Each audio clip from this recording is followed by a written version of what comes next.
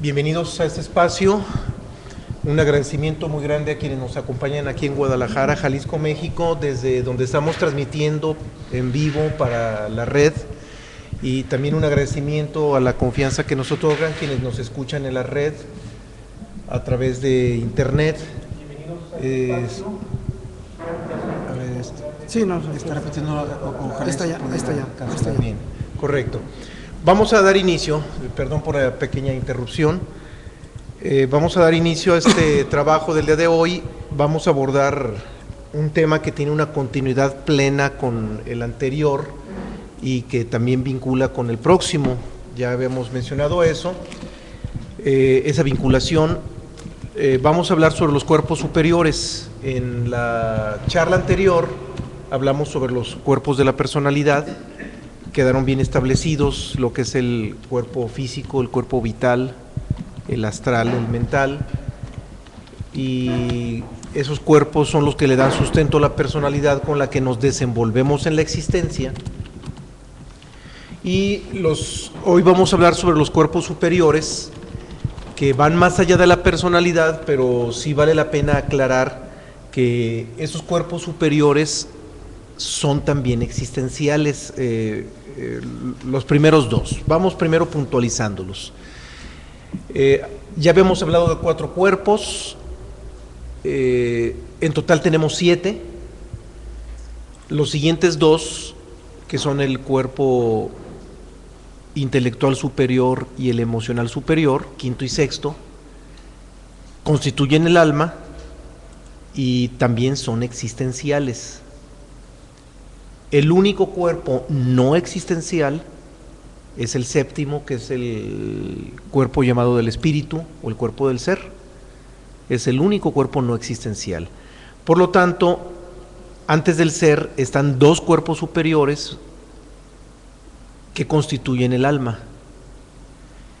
Y si vamos a hablar del alma, primero retomemos algo que ya habíamos mencionado en otra charla en relación a ella, y en relación a quienes se dicen ser estudiosos del alma, por lo menos nominativamente. Me refiero a la psicología, porque en términos etimológicos, en términos literales, psicología significa estudio o tratado del alma. Y la realidad es que los psicólogos nunca se meten a nivel del alma.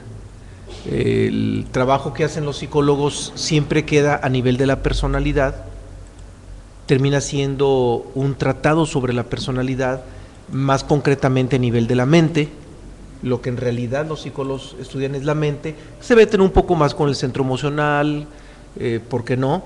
¿Por qué no decirlo? El centro instintivo motor, su estudio se involucra con los 3 centros, pero gira todo alrededor principalmente del centro mental. Pero a nivel del alma ya no. La verdad es que la psicología actual, difícilmente un psicólogo se atrevería a meterse en ello. En las universidades nunca se trata, porque hablar del alma es hablar de algo ajeno a las percepciones sensoriales y a la comprensión intelectual, y es evidente y se entiende con toda lógica que en una universidad jamás habría un estudio formal abierto sobre algo que tuviera que ver con el alma. Y pues entendámosle eso, un psicólogo nunca va a ser especialista del alma, eso nos tiene que quedar clarísimo. Y de lo que hoy vamos a hablar ya es de los cuerpos superiores, que va más allá de la personalidad. Vuelvo a insistir, son existenciales los primeros 2, el único no existencial es el séptimo, el del ser, pero sin embargo, aunque sean existenciales, el quinto y el sexto van más allá de la personalidad, por lo tanto ameritan un tratamiento específico, un tratamiento especial. Empecemos primero por entender que el alma es el fundamento de nuestro estado de vida. Si nosotros no tuviéramos alma, nos comportaríamos plenamente como un animal irracional. Nuestro comportamiento estaría girando alrededor del centro instintivo motor, y nuestro comportamiento, insisto, sería tan irracional como el de un animal.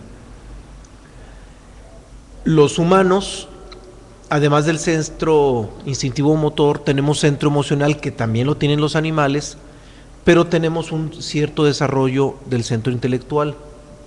Hay que aclarar, los animales también tienen un centro intelectual, también tienen una cierta inteligencia.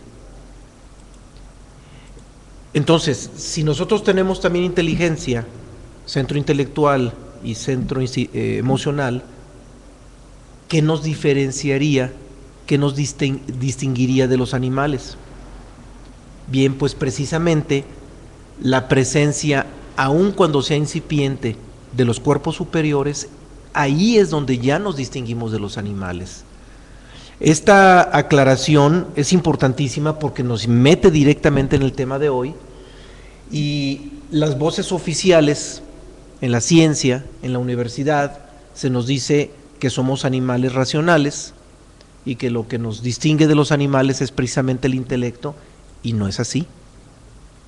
No es así porque, vuelvo a insistir, los animales también tienen centro intelectual, también tienen su propia inteligencia. Lo que definitivamente los animales adolecen, de lo que adolecen, es del alma. Y eso es lo que nos distingue de los animales. Por supuesto que el alma, aunque sea incipiente, le abona a nuestro centro intelectual y a nuestro centro emocional, y eso ya nos distingue de los animales. Nosotros no vemos el alma, pero sí vemos que nuestra capacidad cognitiva es mayor y que el manejo de nuestras emociones es más equilibrado que el de un animal. Pero en sí, los cuerpos son los mismos. Lo que ha permitido que tengamos ese nivel mayor es precisamente la presencia del alma, y en términos reales es lo que nos distingue de los animales. Y ya entrando en materia en cuanto al alma, hay que entender que su origen es físico, está en la materia física. Por eso desde un principio se aclaró que el alma es un cuerpo existencial todavía. ¿Por qué es existencial? Porque su origen está en la materia. Todavía tiene un origen físico el alma. El detalle es que, aun cuando su origen sea físico, el nivel de sutileza del alma, o el estado de sutileza del alma, es tal que la convierte en el único cuerpo existencial que puede entrar en comunión con el ser. Salvo el alma, nada de nosotros podría entrar en comunión con el ser o con el espíritu, como le queramos llamar. Lo único accesible, reorientable, es el alma, solamente ella. Eso es lo que distingue de los otros cuerpos al alma, que tiene esa posibilidad gracias a su estado de sutileza. Porque también entendámoslo de acuerdo a la forma en que se van enumerando los cuerpos, o se van ordenando, o se van citando, también está en proporción con su estado de densidad. Por ejemplo, el más denso de todos los cuerpos es evidente, es el cuerpo físico, tan denso que nuestros sentidos lo pueden percibir, lo pueden ver, escuchar cuando se mueve, cuando hace alguna agitación o mueve algún objeto. Bueno, el corazón se puede escuchar con el oído también, por ejemplo. Lo podemos olfatear. Es decir, nuestros sentidos pueden percibir el cuerpo físico porque es el más denso. Enseguida viene el cuerpo vital, perceptible con la cámara Kirlian. Ya no es perceptible en nuestros sentidos, pero sí es fotografiable. La tecnología lo puede capturar a través de la cámara Kirlian. Entonces, aun cuando no sea perceptible en nuestros sentidos, hay una posibilidad de percibirlo a través de la tecnología. Es más sutil. Después sigue el cuerpo astral. Evidentemente el cuerpo astral es más sutil que el cuerpo vital, va disminuyendo la densidad, va aumentando la sutileza, como lo quieran ver. Después sigue el cuerpo mental, obvio, mucho más sutil todavía que el cuerpo astral. Bien, pues el alma es todavía más sutil que cualquiera de los cuerpos de la personalidad. Y por lo mismo que está en ese nivel, que goza de ese nivel de sutileza, ya mencionábamos que se puede orientar al ser, pero entendamos que el alma también se puede orientar a la personalidad. Es más, no solamente se puede orientar a la personalidad, sino que en el estado actual del humano común hoy en día, normalmente todos tenemos el alma orientada a la personalidad. La tenemos orientada a la existencia a través de la personalidad, para ponerle palabras más precisas. El alma se hizo adicta a orientarse a la existencia por medio de la personalidad. Es una especie de adicción que tiene el alma. Y se hizo tan adicta a esa orientación hacia la existencia que hoy por hoy los humanos comunes ya no tenemos ni la menor idea de lo que significa tener el alma orientada hacia el ser. Es un estado que dejamos de experimentarlo hace mucho tiempo. Probablemente en ciertos momentos de la vida experimentamos ciertos toques de orientación hacia el ser, pero son tan sutiles que nuestra percepción de repente se le escapa. No logra asirlos esos estados. Y cuando el alma está orientada hacia la existencia, termina quedándose en un estado casi latente. El alma queda casi en estado de latencia, queda casi sin vida, con muy poca vida y con muy poca energía, muy poca fuerza, muy poco todo, o sea, queda pues desarticulada con el ser y el problema es que el alma no puede estar orientada hacia los dos al mismo tiempo. Ese es algo que también vale la pena exponer y poner sobre la mesa. El alma no o se orienta hacia el ser o se orienta a la existencia. No es posible que esté orientada hacia los dos lados al mismo tiempo. Eso no puede ser. Por eso, siempre que nos descubramos orientados a cualquier interés existencial, tenemos que entender que estamos desvinculados con el ser. Y para que nos desvinculemos nos volvamos a vincular con el ser, tendríamos que desvincularnos con los intereses existenciales. Y esto es una ley universal, o sea, no es algo que estemos inventando nosotros. Esto es objeto de estudio en materia de ley universal. Y cuando el alma se orienta hacia el interior, en el caso contrario, es cuando se da la reconstrucción de los cuerpos superiores, lo que viene siendo el cuerpo emocional superior y el cuerpo intelectual superior, que son los que le dan precisamente el sustento al alma. Son el quinto y sexto cuerpo. Ahí es donde tenemos que poner el acento, tenemos que poner toda nuestra atención para propiciar las condiciones, generar las condiciones propicias para que puedan reconstruirse esos cuerpos, porque también hay que aclararlo, no se reconstruyen por un buen empleo de nuestra voluntad. Nuestra voluntad no es suficiente para poder reconstruir los cuerpos superiores. Y de eso vamos a hablar ahorita. Los cuerpos superiores, lo que podemos hacer es permitir que se reconstruyan. Y cuando nosotros permitimos que se reconstruyan esos cuerpos, experimentamos o llegamos a tener vivencias que en la vida ordinaria no podemos tener.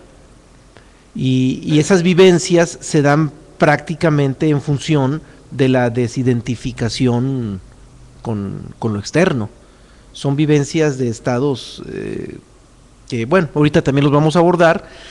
Antes de abordarlos, primero dejemos claro que, para no dejar el vacío, estuve a punto de dejar un vacío, las condiciones para que pueda desarrollarse esos cuerpos superiores están basadas corpóreamente o químicamente. Es un antecedente que doy porque el próximo tema es el de la alquimia, lo vamos a articular este tema con el de la alquimia, que es el que sigue. Tenemos que garantizar que nuestros fluidos reúnan las condiciones mínimas favorables para que esto suceda. ¿A qué me refiero con fluidos? Pues vamos viendo todos los fluidos que tenemos en toda nuestra corporeidad. Hablar de fluidos ya es hablar de la corporeidad de la personalidad. Y hay distintos tipos y niveles de densidad de fluidos. Por ejemplo, el fluido más importante o el más tangible, el fluido más tangible es la sangre, porque es líquido.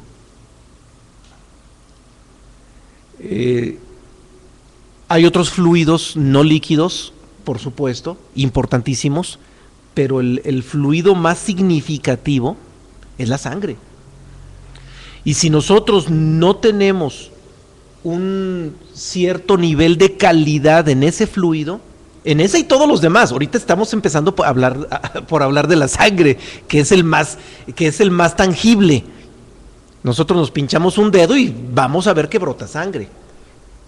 Todo nuestro cuerpo está irrigado por sangre y vamos, es un fluido, es el más tangible de todos nuestros fluidos. Por eso empiezo por allí.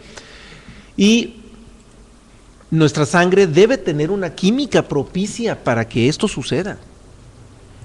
Ahora, ¿cómo podemos permitir a través de nuestra voluntad que nuestra sangre tenga la suficiente calidad? Bien, pues vamos a hablar de algo que a lo mejor no nos va a gustar mucho, porque nos vamos a meter con una de nuestras tantas adicciones, y me refiero a la alimentación. Hay un dicho popular aquí en México que dice: eres lo que comes. Hace unos momentos, cuando inició esta introducción, esta charla, hablamos de que la sangre es el estado o el fundamento de nuestro estado de vida. Nuestro estado de vida, nuestra calidad de vida depende de nuestra calidad del alma. Bueno, pues resulta que nuestra calidad de alma depende de nuestra calidad de nuestra sangre, porque la calidad del alma depende de la calidad de todos nuestros fluidos, de todos. Pero la sangre es el que de manera inmediata podemos manejar. Entonces, de la calidad de nuestra sangre depende también nuestra calidad del alma. Y la calidad de sangre depende de la alimentación que le demos. Si nosotros comemos alimentos artificiales, vamos a tener una sangre artificiosa. Cito por delante los elementos artificiales porque son los que más han dañado la sangre. Por supuesto que hay otros alimentos que la dañan profundamente, como son los alimentos cárnicos. Les aclaré que iba a hablar de cosas que a muchos no les iban a gustar, porque todos somos o hemos sido adictos a la carne, sobre todo en los países occidentales u occidentalizados, como es el caso de México o de América Latina. Somos occidentalizados por motivos de la conquista de europeos y que impusieron su cultura en este continente. Entonces, en los países occidentales, bueno, hoy por hoy en casi todo el mundo, porque los países más vegetarianos son la India y los países del extremo oriente, que son China, Japón, pero hoy en día ya se come carne en todas partes. Quizá el país donde se coma un poco menos carne es en la India, sin embargo ya hay muchos medios de comercialización y mucha gente que degusta de la sangre y que la carne, y le encanta la carne. Bueno, hay quienes comen sangre, y en México es muy común que me dicen de los taquitos de moronga. La moronga es pura sangre, y sangre animal, y eso es, para el estado de nuestra sangre y para nuestra alma, es veneno.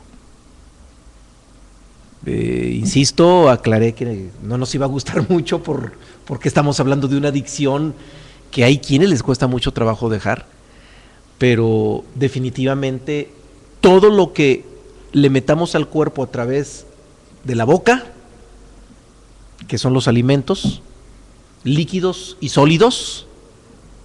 Los gaseosos entran por la nariz, aunque también por la boca, pero por lo pronto, hablando de alimentos sólidos, la carne definitivamente nunca va a ser muy recomendable para el estado del alma. Claro, hay también niveles de densidad en la carne. Hay que entender que la carne más densa de todas es la carne de puerco.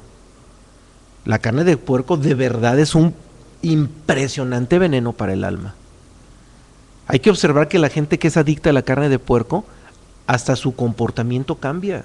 El comportamiento de una persona adicta a la carne de cerdo es diferente del comportamiento de una persona que o no la come o la come muy ocasionalmente. Es notorio ese estado psicológico. Es mucho más instintiva la gente que come carne de puerco en demasía. Y después en densidad pues vienen otro tipo de carnes más afines a la carne de cerdo, pero no es de cerdo, como es el borrego, carnes que son muy grasosas. Viene la carne de res después.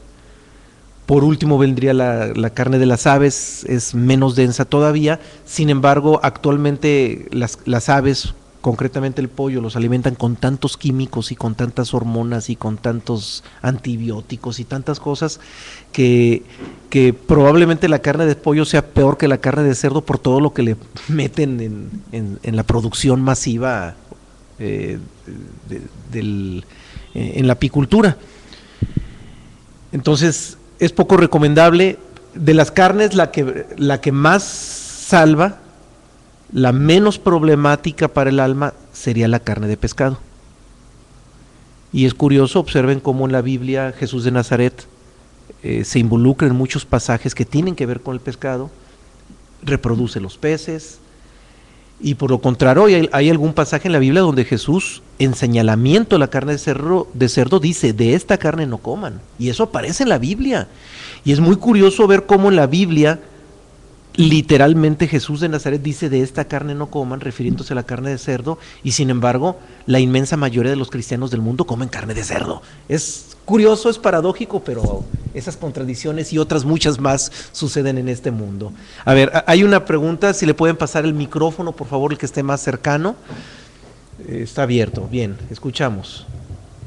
Creo que en Deuteronomio menciona que hay que comer pez que tenga escamas y aletas. Ese sí no tengo conocimiento, pero interesante la aportación. Interesante la aportación.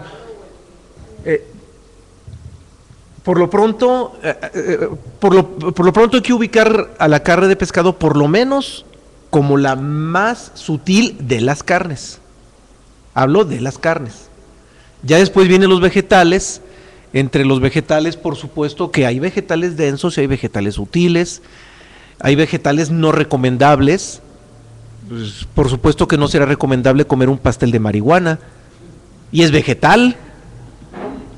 Y si alguien se consume diario un pastelito de marihuana, pues no creo que deje su alma en un estado muy apropiado para un desarrollo. Y comer un pastel de marihuana es respetar una alimentación vegetariana. Cito como ejemplo pero hay muchos ejemplos más, no tiene caso citar tantos. Ya uno tiene que ir definiendo la calidad de los vegetales también y procurar comerlos en un estado apropiado. Aquí hago nada más por último, porque el tema de hoy no es la alimentación, que quede claro. Más adelante, creo que hasta el tomo 4 es cuando hablamos de la alimentación, si acaso sería en el tomo 3, no recuerdo bien, y lo dejamos entre los últimos temas porque como hiere muchas susceptibilidades por tantas adicciones que tenemos, pues lo dejamos ese tema para cuando ya tenemos un poquito de más, que tenemos más elementos para digerir esa información. Pero por lo pronto sí les doy un dato muy, muy interesante. En el Evangelio de los Esenios, por cierto, aún siendo apócrifo este evangelio, el papiro original de ese evangelio se conserva en la Biblioteca del Vaticano. Estuvo muy probablemente en manos de Constantino, pero no lo quiso meter. Ahorita vamos a ver por qué Constantino no quiso meter el evangelio de los Esenios, aún estando en sus manos y aún conservándose hoy en día en el Vaticano. Lo que sucede es que en ese Evangelio de los Esenios se describe un Jesús de Nazaret como el vegetariano más radical de la historia. Más radical que Buda y más radical todavía que los planteamientos que aparecen en los Vedas de la India. Porque Jesús de Nazaret no solamente a sus discípulos les exigía el vegetarianismo, sino que en ese Evangelio Jesús de Nazaret les prohíbe someter al fuego los vegetales. Y él parte de una tesis que es muy respetable. Dice, si ustedes someten al fuego un vegetal antes de consumirlo, antes de comerlo, lo matan, le quitan la vida. Entonces están comiendo algo muerto. Entre paréntesis, un cadáver vegetal, porque ya está muerto. Sería ya un cadáver vegetal. Ese término no aparece en el Evangelio, yo lo estoy agregando. Pero sí Jesús en ese Evangelio dice, debes de comer vida, tienes que alimentarte estrictamente de vida. Si comes muerte, engendras muerte. Si comes vida, engendras vida. Esa es la tesis por la que Jesús, que hace que Jesús, o la que toma Jesús para sostener la idea de prohibir que los alimentos sean sometidos al fuego, que no se cosan, que no se cuecen, no cuecen es otra conjugación distinta, que también es correcta, pero van en otro modo verbal. Entonces, la posición de Jesús es la más radical que hay en la historia. Poca gente sabe que el vegetariano más radical fue Jesús de Nazaret. Lo menciono por si alguien quiere leer Evangelio de los Esenios y leerlo y tener ese contacto directo con ese documento que es maravilloso. No es un evangelio muy grande, aclaro, es un evangelio que se puede leer en cosa de 45 minutos, aunque es mejor leerlo despacito porque trae datos interesantísimos, trae ingredientes maravillosos, pero en fin, vale la pena recomendarlo ese evangelio. Y bien, esto abona a lo que mencionamos de que el alma depende de la calidad de fluidos, y el fluido más perceptible a nuestros sentidos es la sangre, y es el que de manera más directa tenemos la responsabilidad de cuidar. Insisto, no es el tema de hoy la alimentación, pero por lo pronto sí tengan muy presente que la alimentación es fundamental para quien aspira a un proceso alquímico, y también tengan presente algo que no enfaticé. De todos los alimentos que mencioné, los más nocivos son los alimentos artificiales, los alimentos industrializados. Es lo más nocivo que podemos comer. Es lo que más altera incluso la estructura molecular. Nuestra propia estructura molecular se altera más porque los elementos industrializados tienen exceso de sodio por los conservadores, tiene una carga de sodio impresionante que rebasa con mucho, pero rebasa muchísimo lo que en condiciones naturales debiera consumir un humano.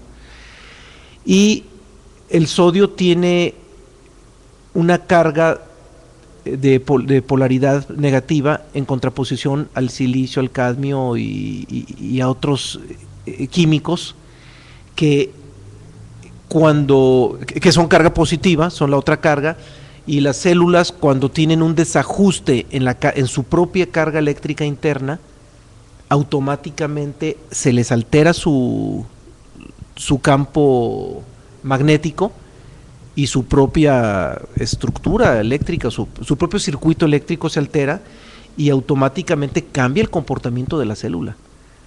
Entonces los alimentos industrializados, por la presencia del exceso de sodio, se convierten en lo más nocivo que podemos consumir, no solamente para la salud, sino para el estado sanguíneo, el estado celular y el estado sanguíneo. Sí. A ver, creo que está apagado. Ya hay falso contacto aquí. Si Si nos puedes ayudar, Jorge, parece que es falso. Ahora sí. El falso contacto creo que es acá. Bien, escuchamos. La respiración. Es acá, Jorge, el falso contacto donde te dije. Jorge, a ver si me ayudaras acá donde te mencioné. Gracias. Para allá íbamos. Sí. Dejamos ya a un lado la sangre que involucra la alimentación, los alimentos sólidos y líquidos también, por supuesto, y revisemos otros fluidos. Probablemente no abarco todos, porque no es la charla de hoy, pero voy a citar los que considero ahorita más importantes. Otro fluido es la respiración.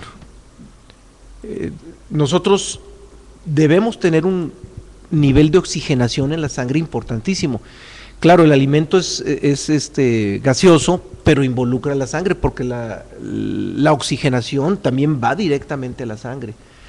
Hoy por hoy los humanos respiramos muy mal, respiramos lo necesario para sentirnos bien, pero no oxigenamos debidamente la sangre. Y al no oxigenarse debidamente la sangre, el cerebro también carece de oxígeno y repercute en todos los niveles. Esa baja de oxigenación repercute en todos los niveles. Por eso el cuidado con la respiración es importantísimo, es fundamental. Pero también aclaro que no confundamos lo que estoy citando, lo que estoy diciendo, con el hecho de que nos metamos a hacer técnicas de respiración para cuestiones trascendentales. No se trata de eso, tampoco se trata de abusar. Emplear técnicas de respiración para conseguir un fin a nivel del alma o del espíritu sería tanto como consumir marihuana para tener una experiencia trascendental creyendo que es una experiencia del espíritu o del ser. O sea, es exactamente lo mismo. Entonces, tampoco se trata de una sobreoxigenación de la sangre, ni de emplear técnicas específicas de oxigenación, porque incluso con exceso de oxígeno podríamos caer en estados autohipnóticos, y no se trata de eso. Se trata simplemente de respirar bien, respirar más a fondo, que el aire llegue hasta el diafragma, porque normalmente nosotros respiramos solamente a nivel de la parte alta de los pulmones, y el aire casi no lo metemos a nivel del diafragma. Cuando hacemos ejercicio, ya el ejercicio nos obliga a que el aire llegue a nivel del diafragma, y por eso el ejercicio es importantísimo. Nos permite llenar un vacío que podríamos llenar con la respiración si supiéramos respirar debidamente, pero en lo común no lo hacemos. Otros fluidos más se dan a través del centro emocional. Me refiero a las impresiones. Las impresiones son fluidos energéticos. Todas las impresiones son fluidos. Incluso un personaje de la historia importantísimo, me refiero a Gurdjieff, él decía que el alimento más trascendental para el hombre son precisamente las impresiones, y de la capacidad que nosotros tengamos para transformar las impresiones o para trascender las impresiones, de ahí depende nuestro estado de conciencia, porque es el alimento más, según cita Gurdjieff, es el alimento más fundamental, más todavía que los sólidos y líquidos, y expone sus razones. Ya si alguien quiere abundar en ello, pues podrá leer algo sobre el Cuarto Camino, podrá leer literatura tanto de Uspensky como Gurdjieff y Maurice Nicoll, que son los que más escribieron sobre ello, y ellos sostienen que es, insisto, el alimento más fundamental, el que más trasciende, el de las impresiones, y también va a repercutir indiscutiblemente en el nivel del alma, y esto está vinculado con el centro emocional. Nuestra calidad de pensamientos también genera otro alimento que repercute en todos los niveles, incluido el del alma. También hay un dicho que dice: eres lo que piensas, y definitivamente. Y si todos esos refranes los sintetizáramos en uno, llegaríamos a un refrán muy legítimo digno de tomarse en cuenta. Somos la síntesis de todos nuestros alimentos. Eso somos. Claro, a nivel existencial. A nivel del ser, pues el ser es en sí mismo, él no depende de nada. Pero a nivel existencial, somos la síntesis de todos los alimentos que fluyen a través de la personalidad. Por eso hablé de fluidos, de que la calidad de nuestros fluidos determinan el estado del alma. Y tenemos que garantizar un mínimo común de calidad en todos nuestros fluidos si aspiramos a un proceso alquímico. Si no reunimos ese mínimo de calidad en nuestros distintos fluidos, el proceso alquímico nunca va a suceder, por mucho que nos esmeremos, por mucho que lo anhelemos. Eso no, jamás va a suceder, porque la base está en la calidad de los fluidos. Vamos, la alquimia empieza desde la personalidad. No sé si lo decimos con otras palabras. La alquimia empieza desde la personalidad, y empieza desde la personalidad a nivel de calidad de fluidos. Eso es lo que inicia, es lo que va detonando un proceso alquímico. Y hay corrientes, no cito nombres, no tiene caso, porque tampoco se trata de juzgar ni satanizar a nadie, pero hay muchas corrientes que están metidísimas en cuestiones morales para poder sublimar el alma, pero se olvidan de la parte fundamental original, que son los fluidos, y que todos fluyen a través de los cuerpos de la personalidad, todos fluyen a través de los cuerpos de la personalidad, desde los alimentos sólidos, líquidos, gaseosos, hasta las emociones y los pensamientos, todo fluye en la personalidad, y ahí empieza. Ahora, mejorar la calidad de los fluidos no significa que hagamos un trabajo moral, no hay que confundirlo. Ay, es que me voy a portar bien y voy a ser buen chico para que mis pensamientos sean buenos pensamientos, y entonces, no, pues ahí ya estamos saliéndonos completamente de la jugada. Esto no es un asunto moral. La calidad de pensamientos vienen cuando estamos en desidentificación, cuando nos desidentificamos de la vida, no cuando pensamos bonito. No es un asunto estético ni es un asunto moral. Es un asunto de conciencia. Entonces, bueno, para abundar esto vamos hablando ahora de los cuerpos. Empecemos por el cuerpo intelectual. Ya para ser un poquito más específicos, me refiero a los cuerpos superiores. Ya habíamos mencionado que el cuerpo intelectual superior y el cuerpo emocional superior son el quinto y el sexto y constituyen el sustento o la base del alma. Los dos son la base del alma. Ahora, ¿cómo podemos propiciar que se reconstruyan? Porque vuelvo a insistir, nosotros por voluntad propia no los reconstruimos, ya habíamos mencionado eso, pero sí podemos propiciar la reconstrucción de esos cuerpos. Y digo reconstrucción porque el hombre original los tenía plenamente establecidos. Es algo que perdimos, es algo que teníamos y que se perdió. Afortunadamente no se perdió en su totalidad, afortunadamente. Por eso se habla de reconstrucción, porque algo todavía se conserva y hay que abonar para que se reconstruyan.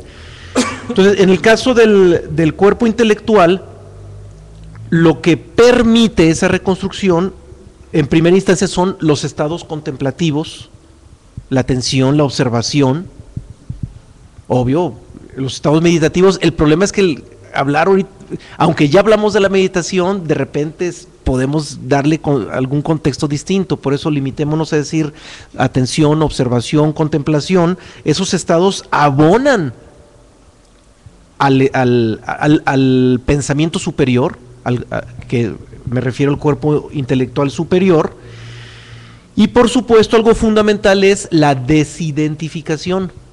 A la medida en que nosotros logramos desidentificarnos con el mundo de las formas, y todavía con mayor razón desidentificarnos de nuestra personalidad, a esa medida el cuerpo intelectual superior da ese brinco, se reconstruye y da ese brinco, pero ocupamos desidentificarnos. Y algo un poquito más tangible, más intelectual, digamos, es la comprensión del operar de los principios universales, que es casi donde debiéramos de empezar. De hecho, a nivel de exposición, a nivel de trabajo didáctico que hemos ofrecido, lo primero que le hemos puesto a su disposición precisamente para abonar al desarrollo de los cuerpos, por lo menos del cuerpo intelectual superior, es el estudio y la observación del comportamiento de los principios universales. Ya hemos hablado de ellos, ya hemos abordado el tema de algunos de esos principios, nos metimos a fondo, y a la medida en que nosotros seamos observantes del operar de la ley universal, a esa medida también nuestro centro intelectual se desarrolla. Nuestro cuerpo intelectual superior se empieza a reconstruir solo. Entonces empieza por la observancia del operar de los principios universales y ya se complementa y se abona, más bien, se culmina con los estados contemplativos, con la desidentificación sobre todo. Si nos vamos en orden, sería primero la observación de leyes universales, luego desidentificación y por último estados contemplativos. Ahí en ese orden podríamos irnos, y hablo de un orden en cuanto al grado de dificultad. Insisto, estos elementos ya hemos hablado de ellos, pero tengámoslos presentes para que entendamos que cuando nos metemos en el ejercicio de ello, estamos abonando para el centro, para el cuerpo intelectual superior. En el caso del emocional superior, del centro emocional superior, la clave es prácticamente una nada más: neutralidad. ¿Y cuánto hemos hablado de la neutralidad? Es la clave. A la medida en que nosotros logremos ser neutrales ante la existencia, el cuerpo emocional superior se desarrolla. Y esto es fundamental porque muchas corrientes creen que el desarrollo emocional superior significa ir a asistir a un ritual religioso y sentir que estamos cerquita de Diosito, y esas emociones místicas creemos que abonan al centro emocional superior, y eso es profundamente ilusorio. Es más, me atrevo a decir que es profundamente adormecedor. Es adormecedor. Lo único que legítimamente abona para el cuerpo emocional superior, insisto, es la neutralidad. Pero también vale la pena aclarar que la neutralidad es una cualidad del ser. Si nosotros queremos ser neutrales por nuestra propia voluntad, no vamos a poder. Solamente vamos a aproximarnos, vamos a lograr ciertos estados de aproximación a la neutralidad, pero un estado de plena neutralidad, la personalidad rebasa la personalidad. No está en manos de la personalidad. Claro, se tiene que hablar de la neutralidad porque ahí es donde está la clave. Sin embargo, hay algo que la personalidad sí puede hacer por su propia voluntad, y esto la introduce en estados de neutralidad. Y ese acto, me refiero en ese acto a la aceptación. Ya es más accesible a nuestra personalidad. Sucede algo, lo acepto. Así sucedió, ni hablar, no importa. No me resisto, no me opongo, no reacciono. O sea, cuando hay aceptación ya no hay reacción, no hay reticencia.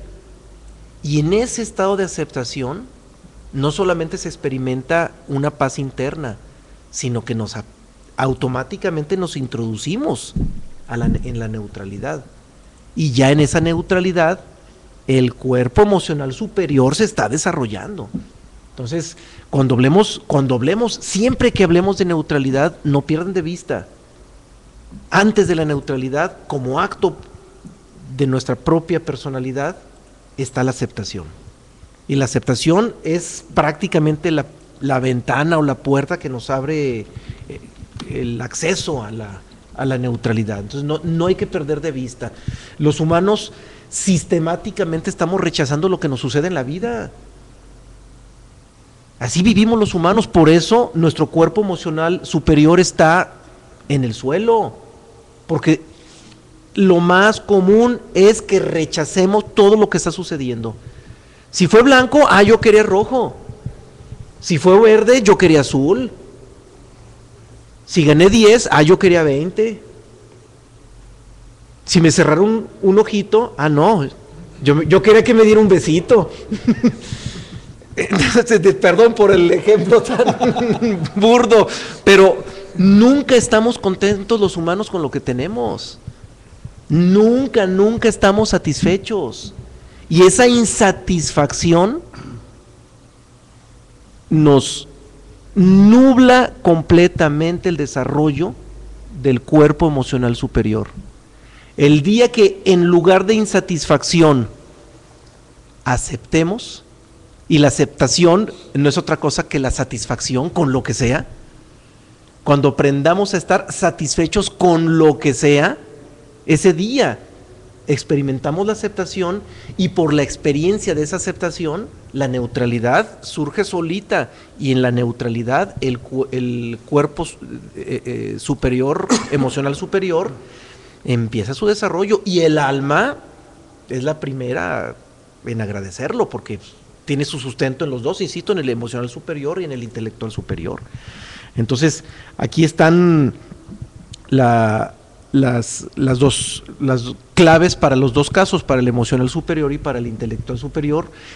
Curiosamente, hemos hablado de todo ello. De todo ello ya hemos hablado en otras charlas. Aquí simplemente le estamos poniendo orden. Le estamos poniendo un cierto orden para ver a dónde nos está conduciendo cada uno de ellos y cómo es que todo esto está abonando para nuestro estado de vida, para nuestra condición de vida. Porque, repito por tercera vez, del estado de nuestra alma depende nuestro estado de vida. Nuestra condición de vida allí está. No está en lo que tenemos o en lo que logramos o en lo que hacemos. Está en nuestro estado del alma. Y ella depende del desarrollo de esos dos cuerpos superiores. Y pues entendamos que el alma o la reorientación del alma hacia el ser solamente se puede dar cuando hay un mínimo de calidad en nuestros fluidos, cuando ya hay un mínimo de desarrollo en nuestros cuerpos superiores, de lo que ya abonamos, estoy ahorita recapitulando, y la experiencia de esa reorientación al alma no es un sentimentalismo misticoide. Nos tiene que quedar clarísimo eso.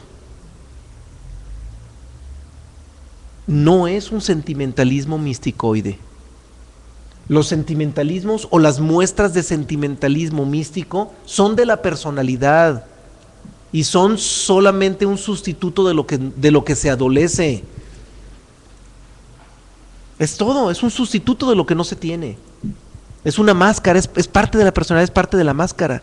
Entonces, todas esas emociones místicas en cualquier templo, en cualquier religión, en cualquier espacio donde se coinciden masas para hacer rituales u oraciones colectivas y que se despliegan todas esas emociones místicas, es pura ilusión, es pura imaginación. Gurdjieff le llama imaginación, digamos, lo enfatiza como imaginación, es pura imaginación, y la imaginación es puro sueño, es puro sueño, es puro sueño. Preguntan aquí en Guadalajara sobre el estado de gozo. El estado de gozo es otra cosa. De hecho, es un tema que no hemos visto, lo vamos a ver como tema. Aparece como tema. Pero el estado de gozo nada tiene que ver con las satisfacciones de la personalidad. Nada, absolutamente nada tiene que ver con la satisfacción de la personalidad. De hecho, es lo contrario al deseo, el estado de gozo. Es lo que el deseo desearía, sí, pero que ni siquiera sabe que existe. Y como el deseo pudiera desearlo, pero no sabe que lo debe de desear, termina deseando otras cosas que sustituyen al gozo, pero que en realidad nunca lo sustituyen debidamente. Es que es puro espejismo. Termina en imaginación, termina siendo pura imaginación.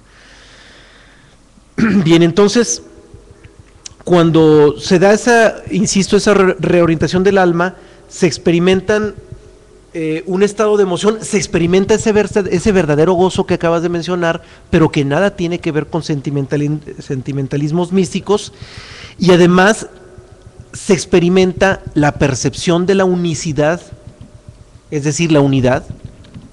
Cuando el alma se reorienta al ser, como en el ser existe la unidad absoluta, por añadidura se empieza a ver la existencia en unidad. Se empieza a percibir la articulación que hay entre todos los objetos que antes veíamos separados. Todo lo que antes se veía separado, se empieza a percibir la articulación de todos esos objetos. Es a lo que llamo la percepción de unicidad. Surge un nivel de discernimiento más elevado.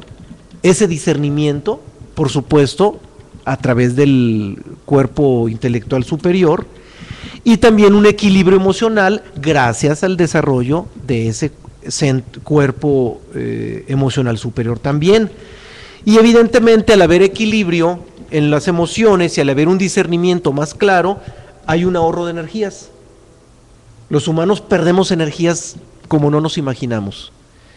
Si un humano común necesita, por citar una cantidad, necesita comer, por un decir, medio kilogramo de alimentos sólidos en el día para poder satisfacer sus necesidades energéticas, cuando alguien tiene su alma orientada al ser, probablemente con 20 o 10 gramos de alimento serían suficientes, porque ya no habría pérdida de energías. Ya el equilibrio emocional y el equilibrio mental permitirán que las energías fueran suficientes.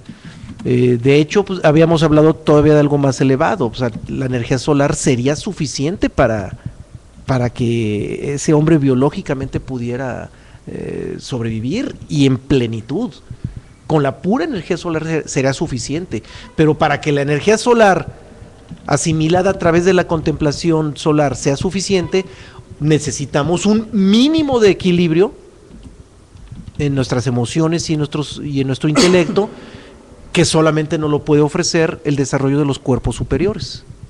Si no es a través de ellos, ese equilibrio no lo tendríamos y no podríamos gozar de ese equilibrio energético, o mejor dicho, ya no eliminaríamos energías, no perderíamos energías. Y las pérdidas, insisto, son por ello. Además de eso, automáticamente con la reorientación disminuye la identificación. Ahí es un círculo virtuoso. Entre menos identificados, más abonamos al alma, y entre más reorientada el alma, menos nos identificamos. Entonces abona uno al otro y se genera un círculo virtuoso. Cuando los humanos vivimos al revés, en un círculo vicioso, a mayor identificación, más pérdida de energía, más detrimento al alma, y al haber más detrimento en el alma, más identificación. Entonces lo que hoy vivimos como un círculo vicioso, lo convertiríamos en un círculo virtuoso. Y una vez desidentificados, se minimizan los intereses existenciales. Pero ya no porque la mente nos dice esto es bueno o esto es malo, esto conviene o no conviene, no, ya es algo espontáneo. Cuando alguien ya goza de esa reorientación, de manera automática quedan minimizados los intereses existenciales. Y a la par surge la conciencia del verdadero propósito de la vida, que está en el ser. El único y verdadero propósito de la vida está vinculado con el ser. Y pues si lo redondeamos todo esto, la calidad de vida depende de la calidad del alma, y esto se da cuando el alma es consciente de su único propósito. El alma como alma tiene también un único propósito, que es unirse con el ser, unirse con el espíritu. Y cuando el alma descubre que su único propósito legítimo, porque los otros propósitos son ilusorios, cualquier otro propósito para el alma es ilusorio. Cuando el alma descubre que su único propósito está en entrar en comunión con el ser o con el espíritu, ahí es donde se generan las bodas alquímicas, de las que vamos a hablar en el próximo tema. Y entonces sí, así y solo así, nuestro séptimo cuerpo, el espíritu, el ser, es libre.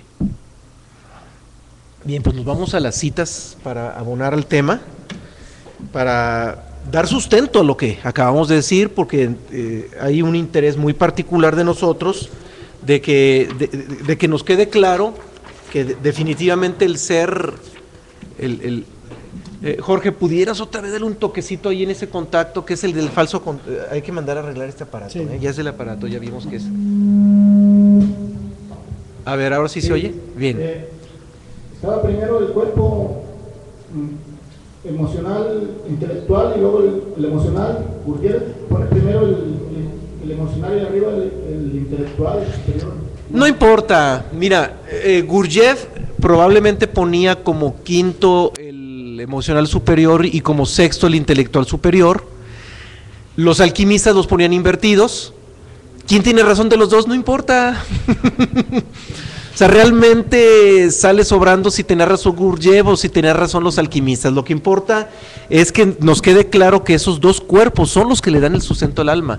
Y también lo que importa es que sepamos cómo podemos permitir que esos cuerpos se vayan desarrollando, se vayan reconstruyendo. Y son las claves de las que ahorita hablamos, ¿sí? ¿Esa energía nos la roba el ver televisión agresiva? A ver, nos preguntan aquí en Guadalajara que si ver televisión agresiva nos roba energía. Bien, ver televisión, no importa si el programa es agresivo o es infantil o es del corte que tú quieras, nos roba energía. Porque la televisión es un extraordinario distractor. O sea, viendo televisión nosotros estamos en el estado opuesto a un estado contemplativo. O sea, vamos, es un giro de 180 grados entre un estado contemplativo o un estado de atención comparado con la televisión, es un giro de 180 grados. Igual que el cine, no, pero no nomás la televisión y el cine, igual que la vida diaria. Si estamos identificados con la vida diaria es exactamente lo mismo.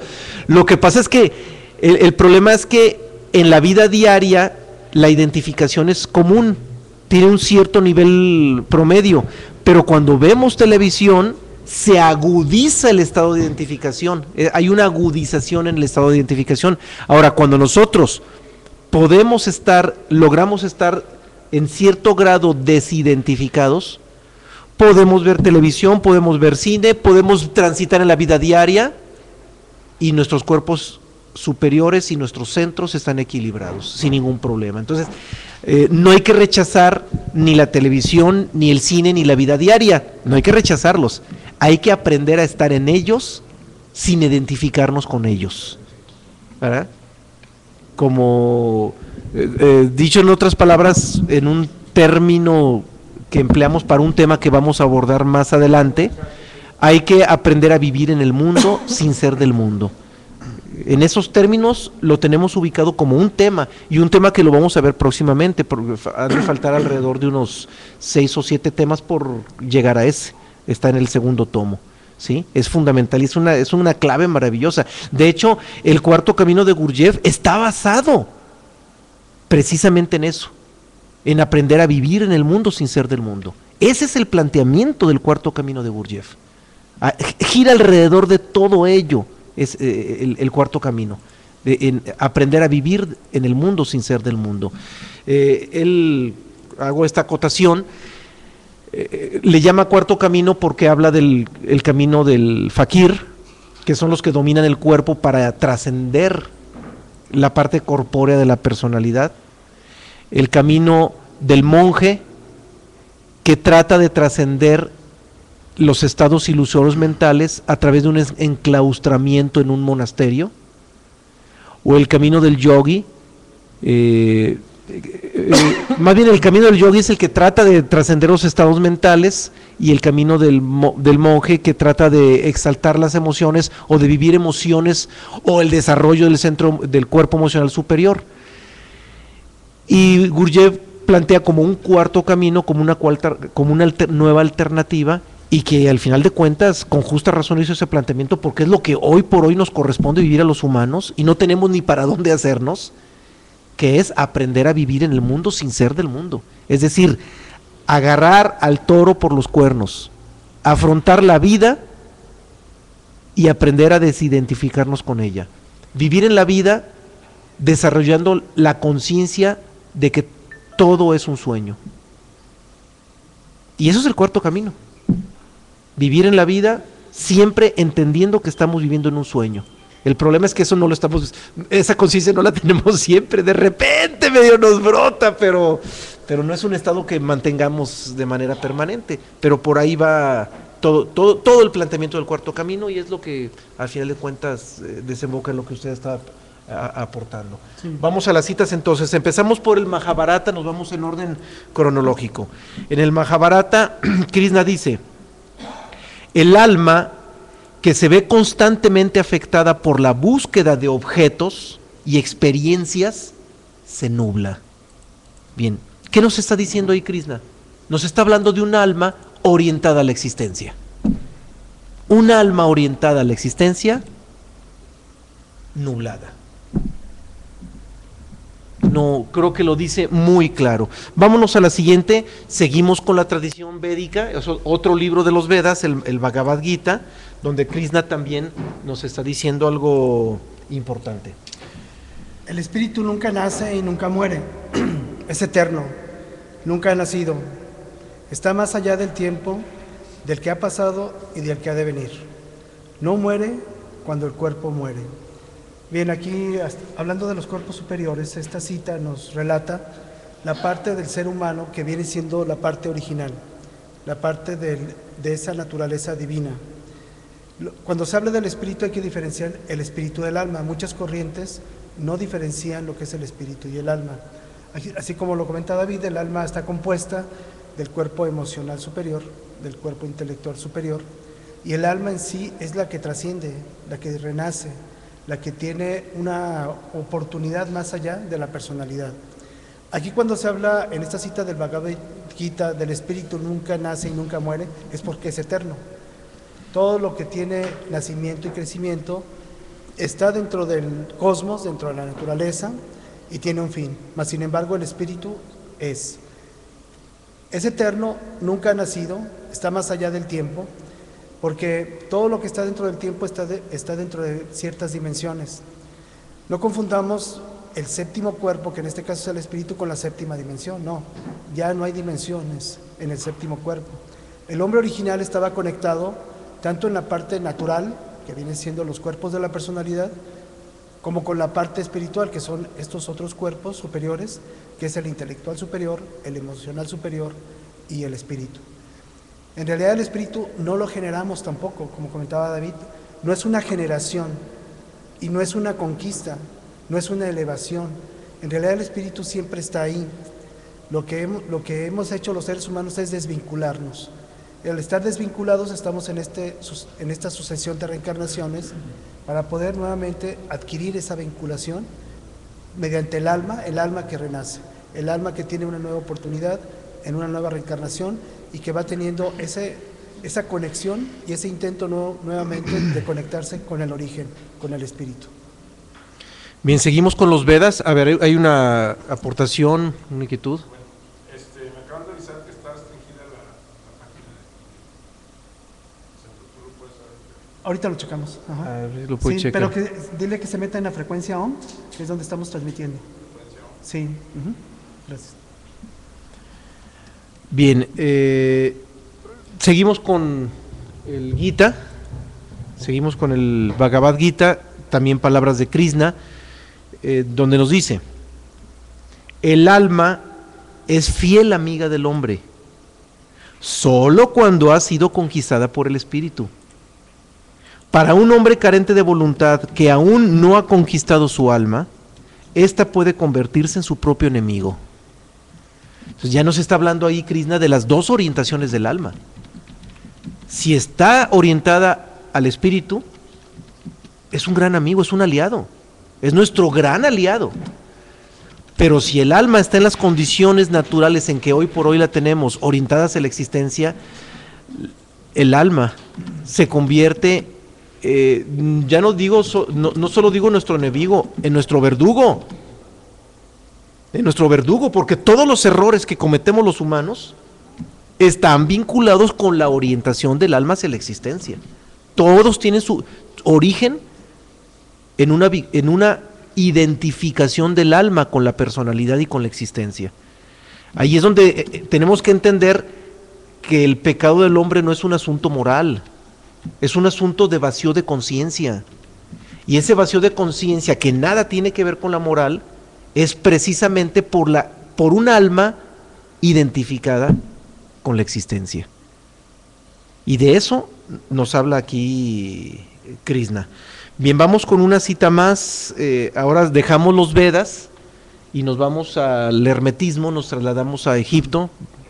Vamos ahora de la India a Egipto con Hermes Trismegisto. Bien, esta cita dice así: todo movimiento tiene lugar, pues dentro de algo que se mantiene firme, y es causado por algo que se mantiene firme. El movimiento del cosmos, por lo tanto, y el todo ser viviente material es causado por causas externas al cuerpo, sino por cosas dentro de él, que operan hacia el exterior desde el interior, es decir, sea por el alma o por alguna otra cosa incorpórea.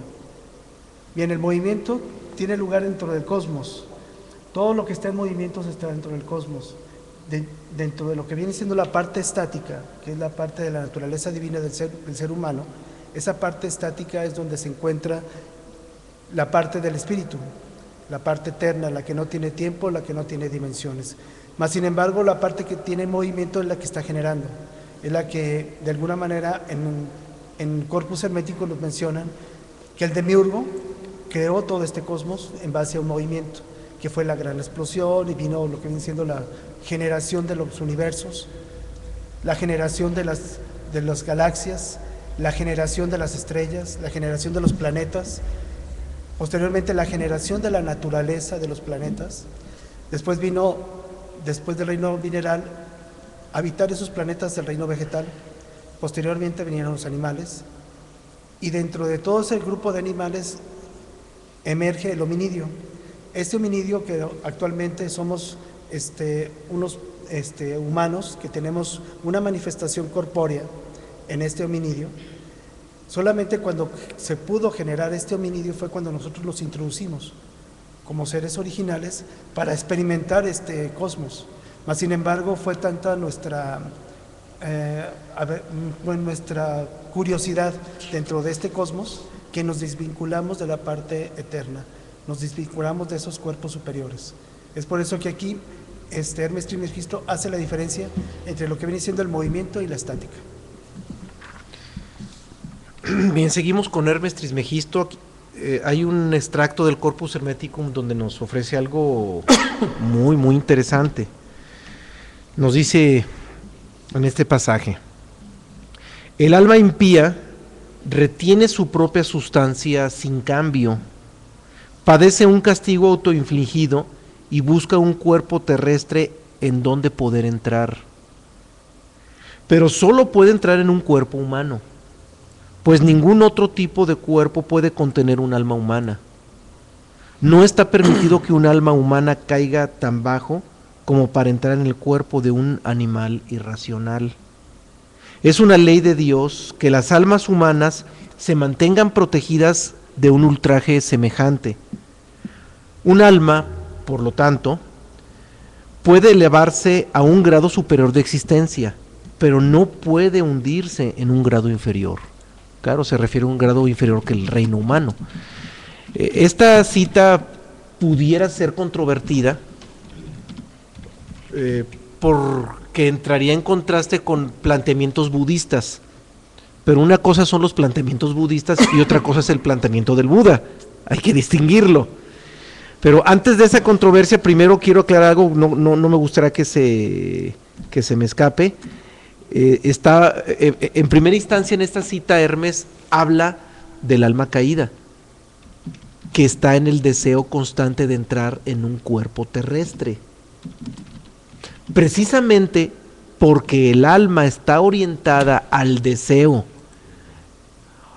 porque está identificada con la personalidad, es por eso que reencarnamos.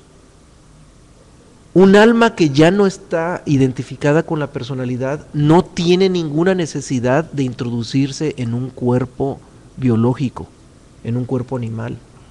Entonces, el motivo de la reencarnación es ese.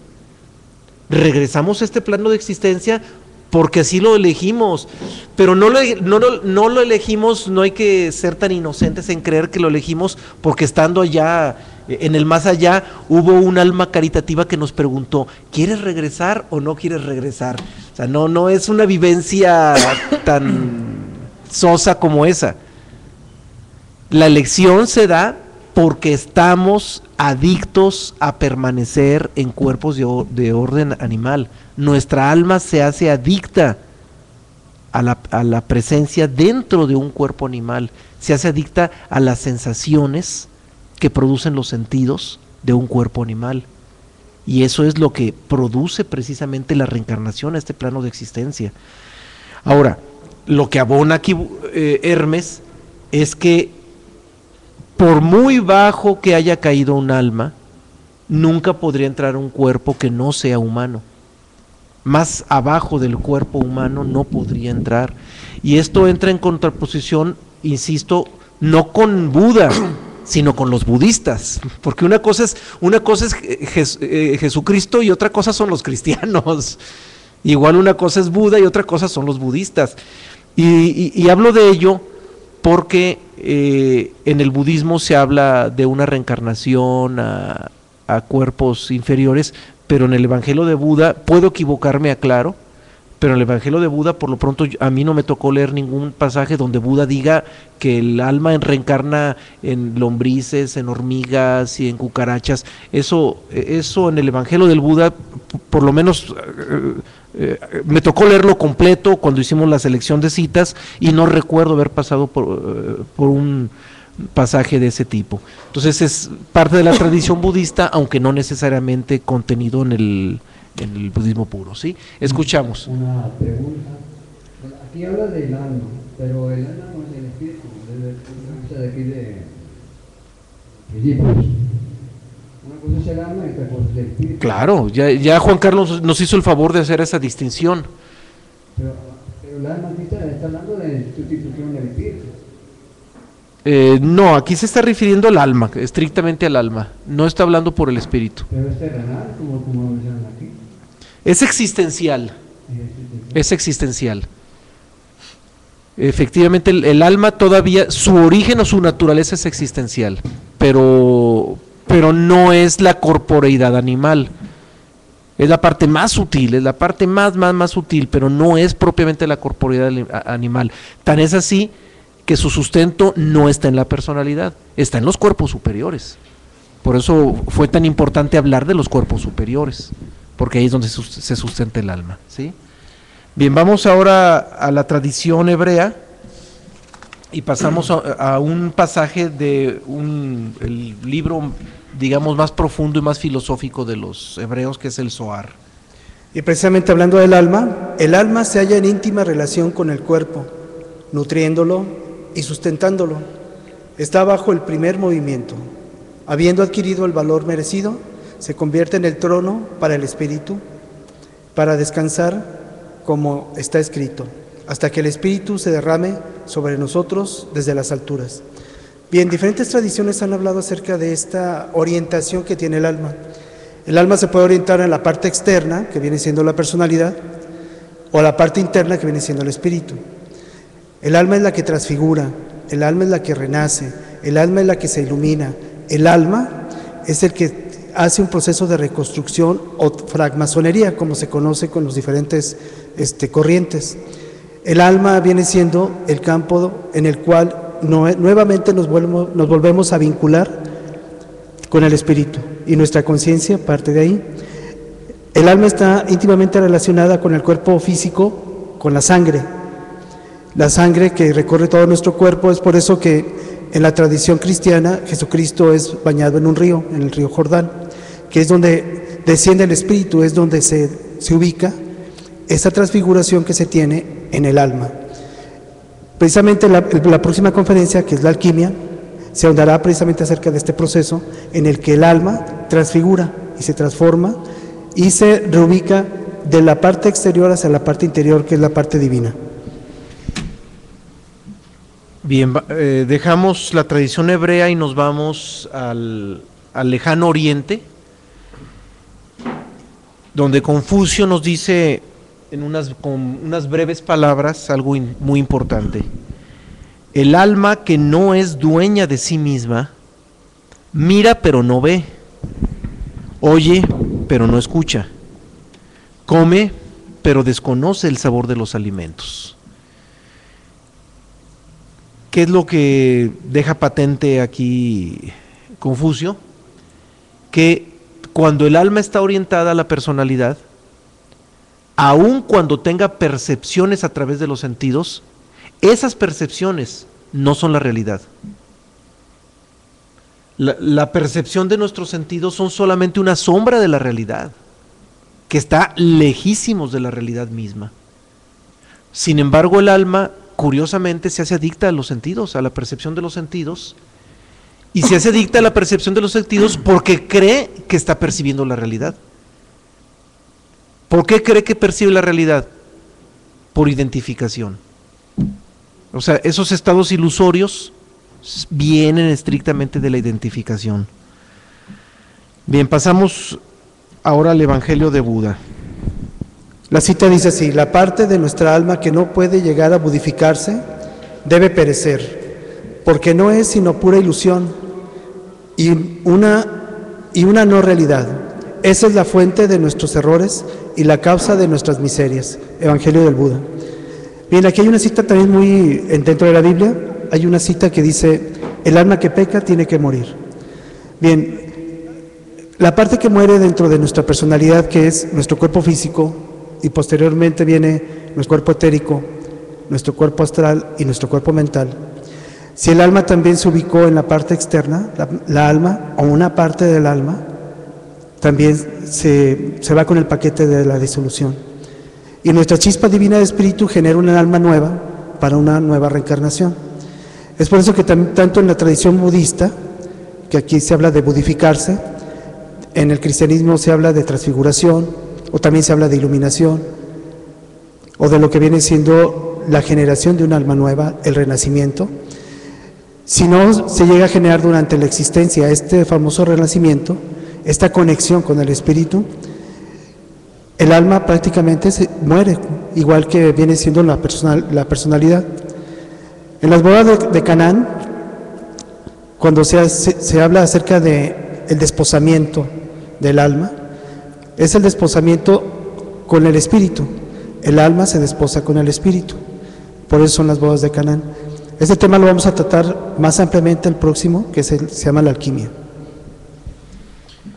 Bien, dejamos el budismo y pasamos a la tradición helénica, donde Pitágoras nos dice algo importantísimo a través de un libro que escribió Jámblico, tomado de la Biblioteca de Alejandría, por cierto. Pitágoras nos dice: toda la escuela pitagórica, o más bien, no son palabras de Pitágoras, es una descripción de Jámblico sobre el trabajo de Pitágoras, hago esa aclaración. Toda la escuela pitagórica ejecutaba los denominados arreglos, combinaciones y terapias musicales. Con melodías adecuadas conducían los estados del alma a las afecciones opuestas de una manera provechosa. Con esta cita descubrimos que Pitágoras fue el padre de la musicoterapia. Pero no nos quedemos en la musicoterapia. Pitágoras es el padre de la música. Y es algo que ni siquiera en los conservatorios se estudia. Es increíble que en las escuelas superiores de música o en los conservatorios jamás se habla de Pitágoras. Y es algo de lo más injusto porque Pitágoras fue el que inventó la escala do, re, mi, fa, sol, la, si. Es algo impresionantemente aberrante que siendo Pitágoras quien inventa la escala musical do, re, mi, fa, sol, la, si, no se habla de él en los conservatorios o en las escuelas superiores de música. Él es el padre de la música, nomás desde el hecho de haber inventado la escala musical, una escala musical que él la construye y la ofrece a la humanidad alrededor de 7 siglos antes de Cristo, y hoy por hoy se sigue utilizando. Toda la música que se hace en el mundo, o el 99.999% de la música que se hace en el mundo, es en base a la escala musical pitagórica. Ahora, ¿qué es lo interesante de esta cita? Esta cita nos introduce en un ingrediente que habíamos mencionado en la introducción en relación a los alimentos. Hablábamos de los alimentos de las impresiones, como el alimento más sutil y el más delicado que define el estado del alma. Bien, pues Pitágoras, a través de la música, se mete en el trabajo con el alimento más sutil, que son las impresiones. La música se percibe por los sentidos y es una impresión. Todas las impresiones son lo que percibimos por los sentidos y la música la percibimos por el oído. Entonces, cuando se maneja la música a través de ciertos arreglos, a través de ciertas estructuras, el manejo del orden vibratorio de la buena música nos puede, o más bien se constituye como un maravilloso alimento para el alma. Pero hay que ver qué música. Porque aquí también tendríamos que hacer un paralelismo con relación a lo que hablamos sobre los alimentos. Decíamos que el alimento más nocivo que hoy por hoy come el humano es el alimento industrializado, es el alimento chatarra. Bueno, pues toda la música comercial que circula por las estaciones de radio es música chatarra, es precisamente música chatarra. Y la música comercial, que es lo que más se escucha en el mundo, al igual que el alimento industrializado, que es el que más se consume en el mundo, la música chatarra lo único que produce es meternos en estados emocionales alterados. Nos altera todo el centro emocional y automáticamente inhibe el desarrollo de nuestro cuerpo emocional superior. Por eso también debemos ser muy cuidadosos con lo que escuchamos. Y para ser cuidadosos con lo que escuchamos, no necesitamos ser profesionales en la música, ni conocedores de la música. No es difícil observar cuando una música nos equilibra emocionalmente o cuando una música nos despliega emociones. Es muy, muy elocuente la propia música y sin necesidad de ser conocidos lo vamos a distinguir. Y también aclaro algo importante, la música más excelsa no es la que nos produce las emociones más bonitas, es la que nos puede meter en estados de observación y de neutralidad.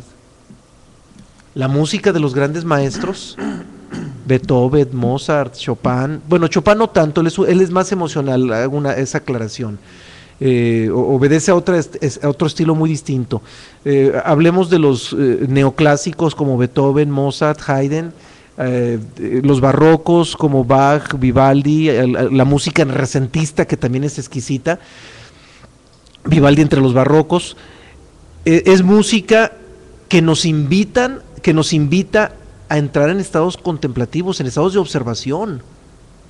El problema es que estamos tan contaminados con la música chatarra que hoy en día a cualquier humano le cuesta trabajo descubrir cómo es que la buena música nos invita a estados contemplativos y en automático nos mete no en estados emocionales bonitos, sino en estados de equilibrio emocional.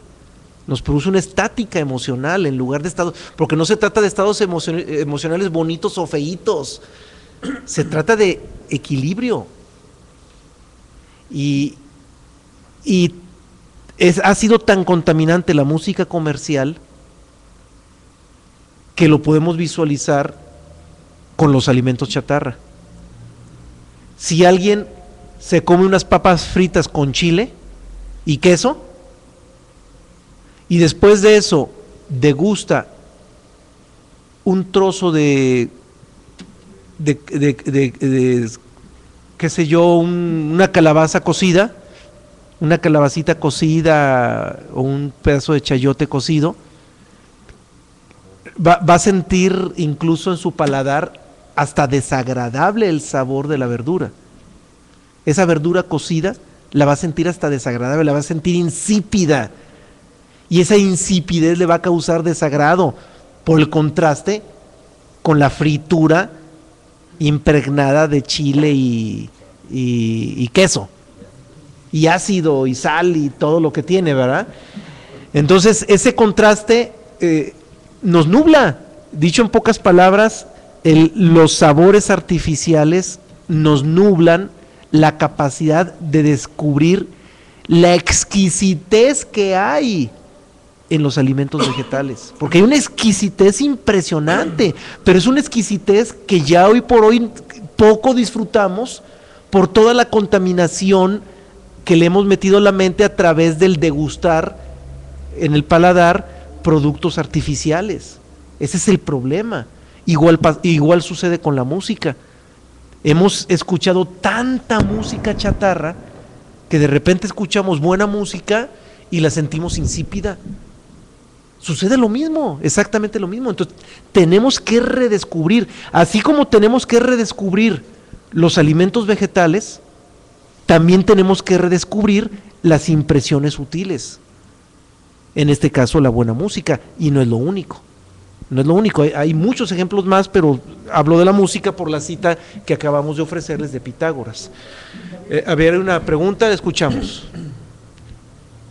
Sí. De la música que tienen como cada tribu en sus rituales de tambor y flauta y cantos, hay que también ayuda al equilibrio emocional. La música que desarrollaron algunos pueblos antiguos abonaron mucho para lo que ellos en su momento histórico necesitaban. Hoy en día no abonan a lo que nosotros necesitamos, porque los hombres, quienes habitamos en el siglo XXI este planeta, tenemos otro tipo de condicionamientos muy distintos.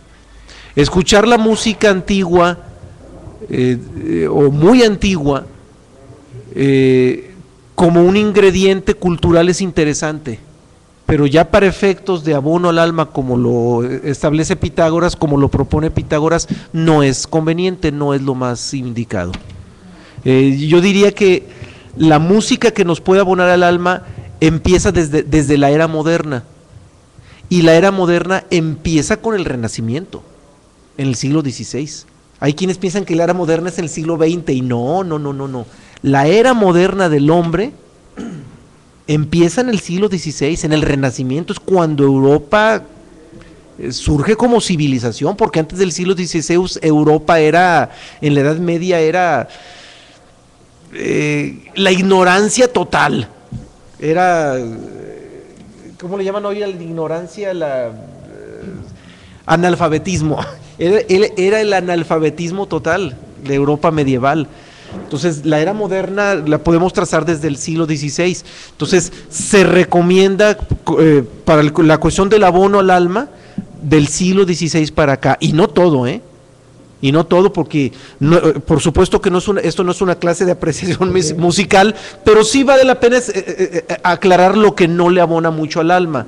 Por ejemplo, el estilo del romanticismo extremo, ahí fue donde cité a Chopin, no le abona demasiado al alma, porque es demasiado emocional. Los valses, la época de los valses es demasiado emocional. Eso ya es en el siglo, finales del XVIII, principios del XIX. Toda la generación de valses que adquiere un clímax con Strauss, es muy emocional, no es para el alma, es para la persona, está dirigido a la personalidad, y más concretamente, todavía más denso, la música nacionalista, que fue a principios del siglo XX. La música nacionalista, que es de Tchaikovsky, Moncayo. en el caso de México, Pablo Moncayo, Manuel M. Ponce, Strauss. un poco Strauss, pero por ejemplo, ¿cómo se llama este? Antonín Dvořák en los países eslavos. La música nacionalista, insisto, está dirigida a la personalidad, pero no la personalidad individual, está dirigida a la personalidad colectiva. O sea, es todavía más densa, porque está dirigida al engrandecimiento de la personalidad colectiva de las naciones. Entonces, para cuestiones anímicas, no se recomienda ni la música nacionalista, ni el romanticismo excelso o extremo.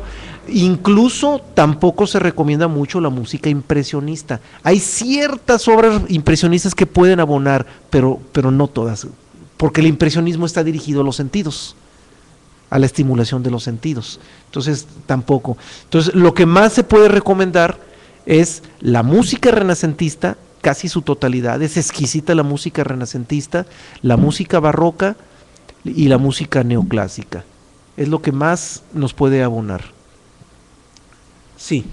Yo quiero apoyar totalmente lo que dices respecto a la música que recomiendas, pero yo he estado estudiando muy de cerca los toltecas, todas las técnicas de y que no he podido vivenciar la música del tambor y de la flauta que nosotros practicamos, y la verdad, a mí en lo personal me hizo interesar. Gracias. El tambor, la flauta. La música prehispánica. Sí, claro, con los instrumentos también prehispánicos. A mí me ha ayudado a entrar a estados de conciencia y tal vez igual que la música barroca, que la disfruto muchísimo, me ha ayudado mucho. Bueno, esa es mi opinión y mi experiencia. Claro. También, aparte, quiero comentar sobre lo que veíamos ayer de la película.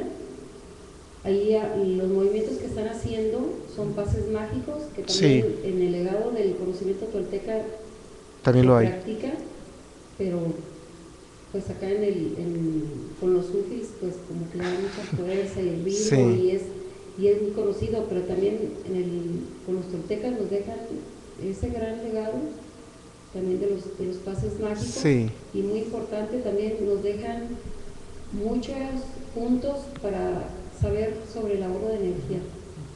Claro.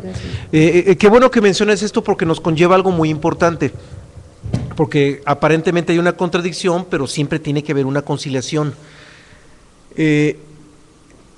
Hace unos momentos mencioné que la música muy antigua no abonaba tanto para el hombre contemporáneo, y esta aparente contradicción se concilia de la siguiente manera. Lo que sucede es que aquella música nos puede abonar mucho, pero si la combinamos con la danza, en combinación con la danza, porque esa música no está hecha para contemplarla como música en sí misma, está hecha para vincularse con el arte de la danza, y a través del arte de la danza entonces sí llegar a estados contemplativos. Si alguien de nosotros pasivamente escucha esa música, digo pasivamente en cuanto al cuerpo, en una actitud del cuerpo pasivo, escucha la música prehispánica, pues se va a dar cuenta que son puros ritmos repetitivos, y hasta nos pueden inducir hasta la mecanicidad. Pero si en lugar de escuchar la música por la música, la combinamos con los movimientos y nos metemos en el ejercicio de la danza, ahí ya es otra cosa, adquiere un tinte radicalmente distinto. Incluso hago una aclaración también aquí, abono algo más. Pitágoras, para los estados contemplativos, no solamente empleaba la música, también empleaba la danza. No mencioné la danza porque la cita que pusimos no la citaba, no la decía, pero Pitágoras también utilizaba la danza. Entonces, igual que los toltecas, igual que los mayas, igual que los pueblos prehispánicos, también, incluso de manera contemporánea, porque son casi contemporáneos con Pitágoras, nomás en un extremo muy opuesto del planeta. Pitágoras también combinaba la música con la danza, y la danza la empleaba para esos estados contemplativos y esos estados que nos permiten ir más allá de la personalidad. Por eso ahí es donde conciliamos. Por supuesto que esa música es exquisita y abona, pero en combinación con la danza, no en sí misma, sino en mancuerna con la danza. Sí. En agosto viene de Estados Unidos una mujer derviche, y es la que trae las danzas sufis a México, y combinamos las danzas prehispánicas también, y con lo que nos acompañamos es con la flauta y el tambor. Interesante. Cuando se dé la oportunidad, si nos hace la invitación, hay que estar atentos, vale la pena. De hecho, se hace un retiro a Tapalpa, nos vamos 3 días a estar con las danzas sufis, y viene esta mujer derviche. Interesante. Entonces, todo lo que vimos en la película que mencionaste de ayer, para quienes nos escuchen en la red, lo que pasa es que ayer nos reunimos a compartir una película sobre la vida de Gurdjieff, y hubo muchos pasajes muy interesantes sobre las danzas derviches y la misma música que acompaña esas danzas derviches. Igual es el mismo caso, la música derviche por sí sola no nos metería en estados contemplativos, tendría que ser en combinación con la danza, ¿verdad? Es un manejo diferente. Sí, la película que vimos ayer se llama Encuentros con hombres notables. Por si alguien la quiere bajar de la red. Está en YouTube. Está en YouTube. Si la quieren bajar en YouTube. Es una película exquisita, vale la pena apreciarla. ¿Sí? Encuentros con hombres notables. A ver, preguntan sobre la música con relación a las octavas. Las octavas en la música son un símbolo. En la música una octava no es más que reproducir una nota 8 veces más, es decir, la escala musical que es do, re, mi, fa, sol, la, si. Cuando hacemos do, re, mi, fa, sol, la, si, do, ese do es el mismo do pero una octava arriba. Musicalmente hablando no significa gran cosa, pero el término de octava se ha utilizado como símbolo para cuando se habla de un acceso a un estado más elevado de conciencia. Es más símbolo que un asunto musical, es más como símbolo que como un asunto musical. Sí, claro. Vamos a la siguiente cita, dejamos a Pitágoras. No, hay otra cita más de Pitágoras. Esta cita dice: lo máximo que tiene el hombre es el alma, que le induce al bien o al mal. Esta inducción del alma está directamente conectada con nuestro estado de ser que tenemos ante la vida, ante nuestra existencia. Si estamos ubicados dentro de que la mente es la que está teniendo el control de nuestra existencia, pues nuestra alma prácticamente nos va a inducir a lo que es la parte externa, que aquí Pitágoras lo llama el mal. Mas, sin embargo, si nuestra inducción que tenemos hacia lo que es la existencia, nos damos cuenta de que más allá de la mente, más allá de lo que es los sentimientos que tenemos, existe esa parte donde surge la idea, y vivimos en la frontera entre esos dos reinos, entre el reino natural, que es nuestra personalidad, y el reino divino, que es el espíritu. Si nos acostumbramos a vivir en esa frecuencia o en ese estado de neutralidad que hemos mencionado anteriormente, pues indudablemente nuestra alma nos va a inducir al bien, o sea, nos va a permitir tener contacto con ese vínculo que antes perdimos, con el vínculo con nuestro espíritu. Bien, a ver si escuchamos. ¿Del alma se proyecta la conciencia? ¿Perdón? ¿Del alma se proyecta la conciencia? Está directamente relacionada la conciencia con el alma. La conciencia es un estado de presente, y cuando estamos en estado de presente estamos en neutralidad. Por lo tanto, nuestra alma está viviendo en esa frontera entre los dos reinos, de la personalidad y del espíritu. Y es ahí donde comenzamos a tener la lucidez para comprender lo que es nuestra existencia, para sentir ese vacío que tenemos dentro y que se llena con la idea del ser. Bien, dejamos la tradición helénica y nos pasamos ahora al cristianismo. Hay una cita del Evangelio de Tomás, que curiosamente esa cita también aparece en la Biblia oficial, en los evangelios canónicos, donde Jesús dice: A quien insulte al Padre, se le perdonará. Y a quien insulte al Hijo, también se le perdonará. Pero quien insulte al Espíritu Santo, no encontrará perdón ni en la tierra ni en el cielo. Muy fuerte la cita, muy vertical, pero vamos a ver a qué se refiere con el Espíritu Santo. El Espíritu Santo es uno de los términos que ya habíamos manejado cuando hablamos del tema de la fuente original. La fuente original es el fluido vibratorio, digamos, es el más elevado y más grande de los alimentos a los que puede acceder el hombre, pero ese alimento no es para la personalidad, ese alimento es para el alma, la fuente original. Y a través del alimento de la fuente original, es como el alma se puede reorientar hacia el espíritu. Es por eso que en esa cita Jesús de Nazaret dice que una ofensa al Espíritu Santo es imperdonable. ¿Por qué? Porque es tanto como tirar a la basura el único alimento con el que se puede permitir que se hagan las bodas alquímicas. Es el único, no hay otro alimento. Sin ese alimento de la fuente original, ahí les sugiero mucho a quienes no estuvieron en esa charla que retomen ese tema 16, es el tema 16 del tomo 1, porque es el alimento con el que estrictamente se tienen que hacer las bodas alquímicas. Sin ese alimento estamos perdidos. Y ahí en ese tema se habla mucho sobre ese alimento. Entonces se recomienda retomarlo y aquí se da la razón justa por la que estamos, Jesús es tan radical en decir que no se perdonaría una ofensa al Espíritu Santo. Escuchamos. Sin micrófono, a ver.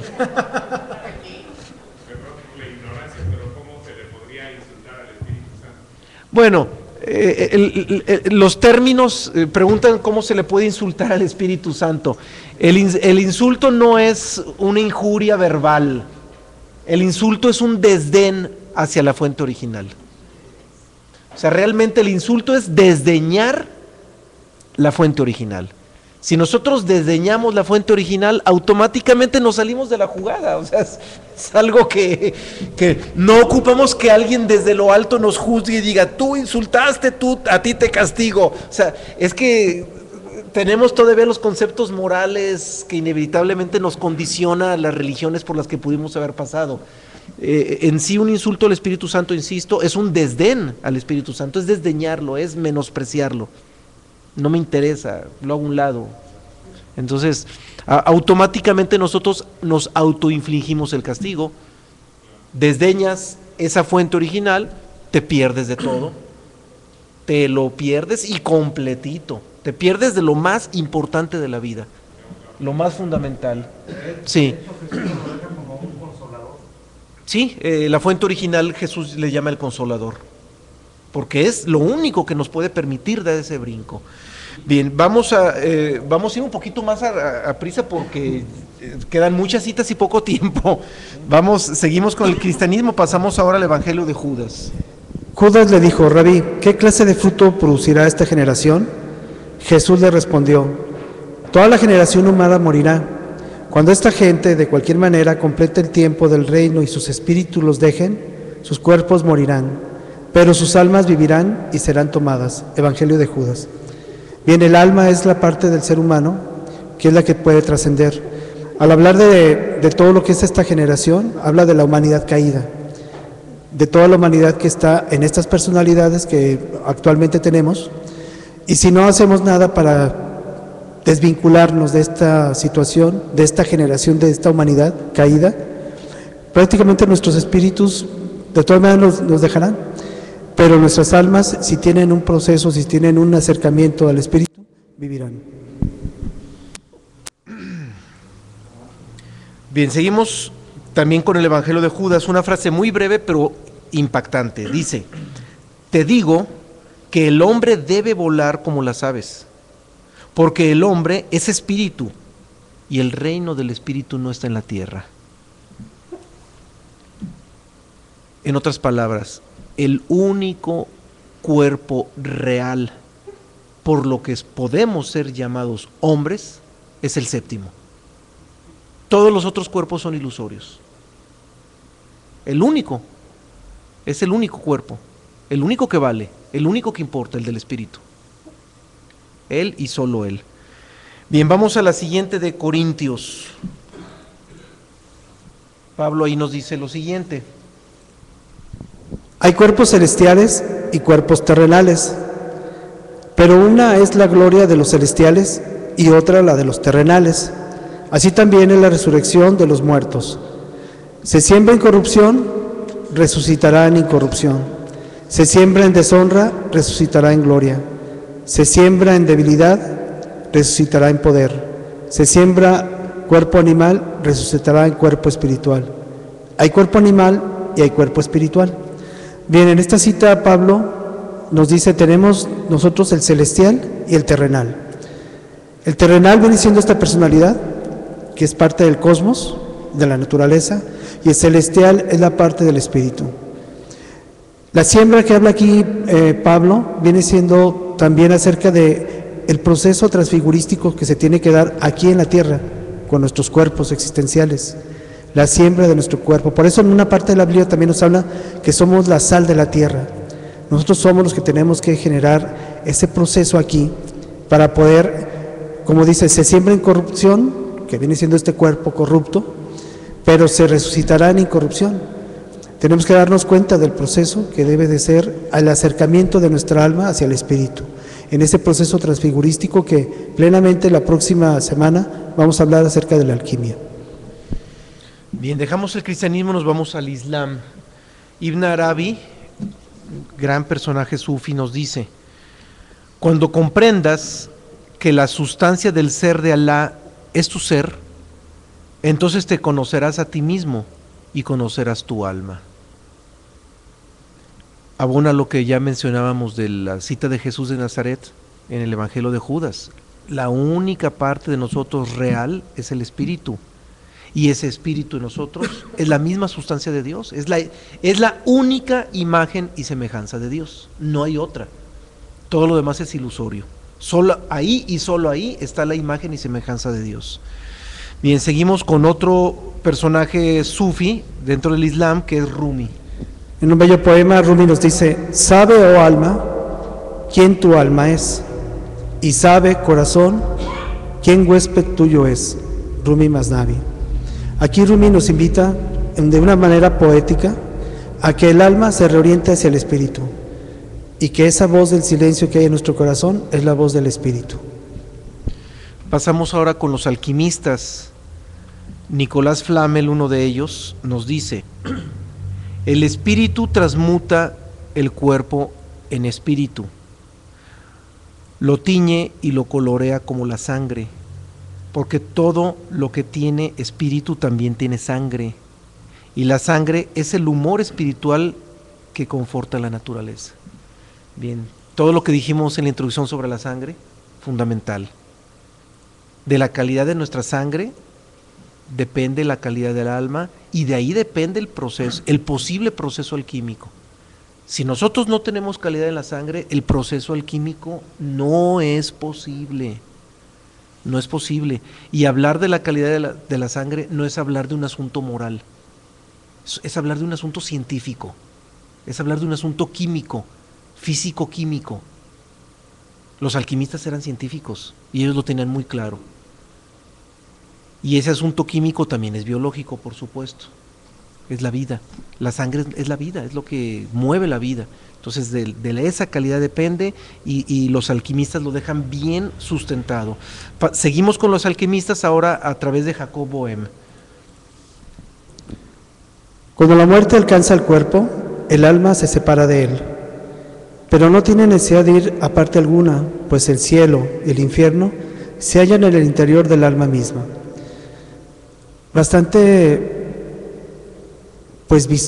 Una visión bastante interesante de Jacob Boehme acerca de lo que es el alma.